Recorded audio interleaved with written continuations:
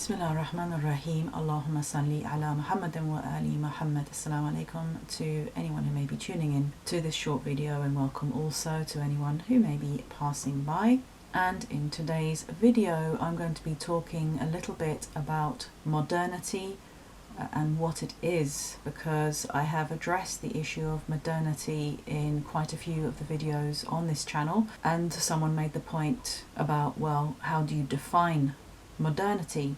So today I'm going to be looking at a few points on modernity, and also referring to the particular book that I've mentioned before, Marshall Berman's All That Is Solid Melts Into Air, which was written, I think, in the 80s, or published in the 80s, and this is a whole study on the nature of modernity, which is apparently what we're living in this day and age. So let's take a look at a definition of modernity written by Sharon Snyder, which says that ultimately modernity is a time period, whereas modernism refers to trends in art, culture and social relations characterized by the development of the modern world.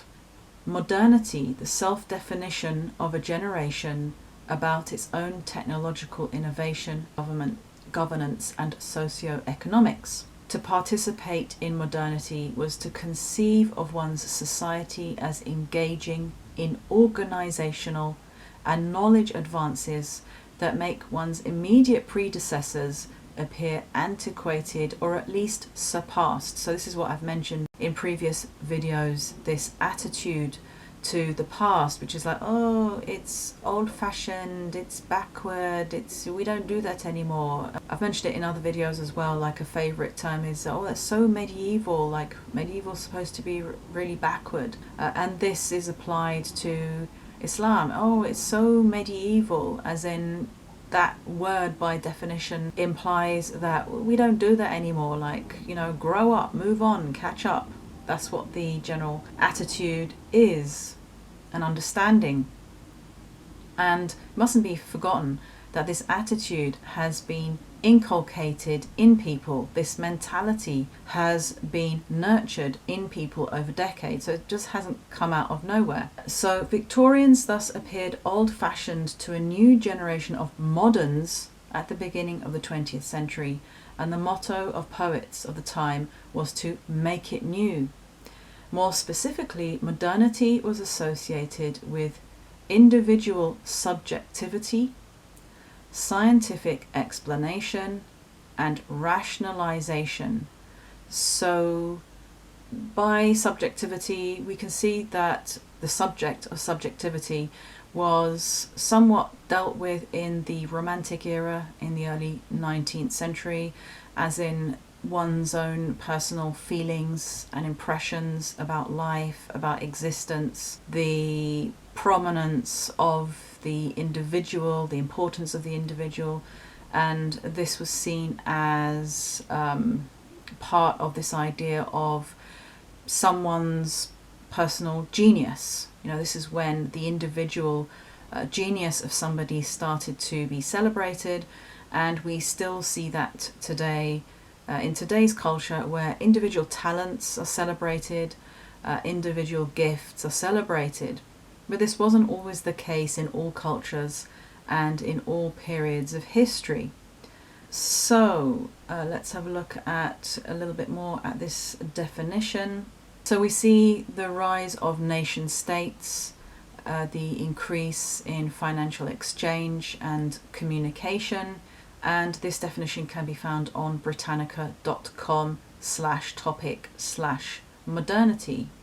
Right, so moving on to Marshall Berman's opening discussion on the modern era or modernity, he starts by trying to address our attitude to modernity and our approach to modernity. And he is trying to say that we shouldn't give it a narrow definition, but we should be open to whatever new definitions come into the picture. And he calls this the broad and open way. So he says, the broad and open way is only one of many possible ways, but it has advantages.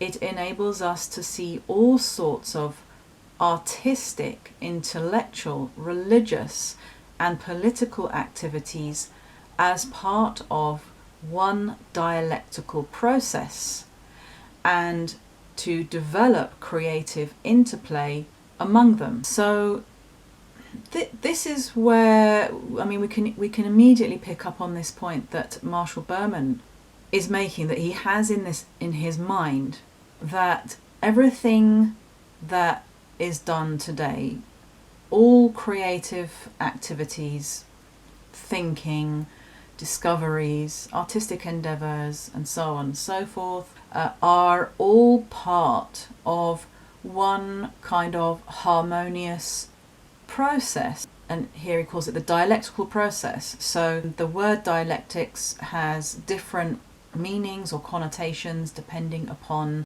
whether it is used in the sociological context or whether it's used in the philosophical context. But if we have this idea of a general definition of dialectics, then what is meant here is an interplay of different aspects, an interplay of different influences, of different discussions, ideas, and everything is being interwoven, everything is participating in one arena.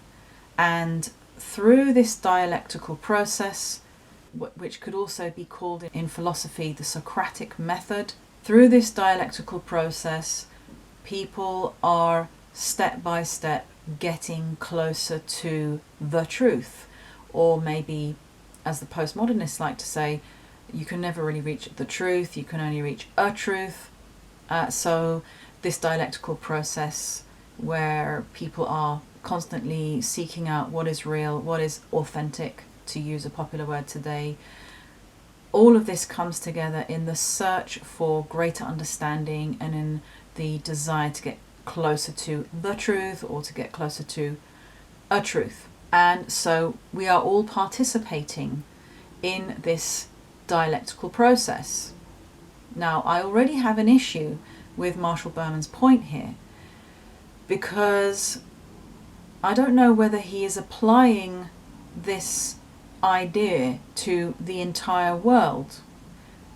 Is the entire world and its social, political, and artistic, literary endeavours, philosophical endeavours, is the entire world engaging in all of these fields with the same view of what the world is, with the same view of what our era is, with the same objective? Does everybody have in their mind that this is what we are all participating in? Like, we are now all participating in what could be called the modern era? And I think no, in a word, no. Not every single part of the world, not every single human being is living their life, is engaging in some kind of creative process as part of this one dialectical process, as part of an engagement with other people who are involved in the same process. If you go to a remote forest or a remote desert or a remote mountain and you see how people have lived for centuries in those regions, do they have in mind that what they're doing is part of this one dialectical process?